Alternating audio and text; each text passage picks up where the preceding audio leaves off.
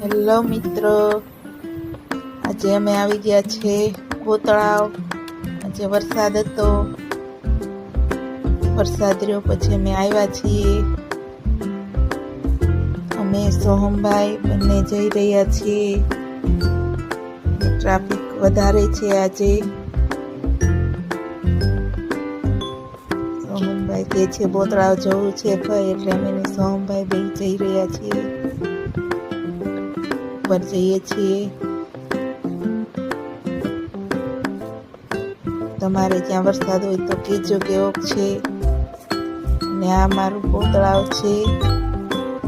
ગોતળાવ આખું જ ભરાઈ ગયું છે અત્યારે વરસાદના કારણે. અને આ છે રાજાનું ફાર્મ હાઉસ, ભાવનગરના રાજાનું. અને જો તમે કેટલું પબ્લિક આજ આવ્યું છે ગોતળાવ જોવા, પાણી કેટલું આવ્યું છે તે. અમે પણ આવી ગયા છીએ. અને સાચે હકીકતમાં બહુ જ પાણી આવ્યું છે.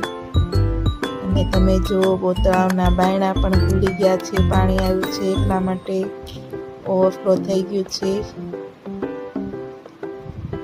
જોઈ લો કેટલું પાણી છે. અને બધા જ બાયણા ખુલી ગયા છે. ઘણું પાણી આવી ગયું છે. સોહમભાઈને અમારે ઠંડી લાગવા માંડી હતી એટલે એને ઓઢી લીધી મારી ચુંદડી.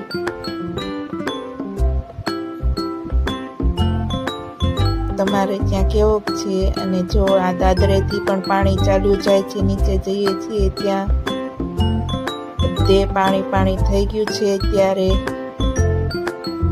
અમે ઉપરથી પાછા જોવા આવી ગયા છીએ. અહીંથી બધું ચોખ્ખું દેખાશે કેટલું પાણી ખુલ્યા છે, કેટલું પાણી છે.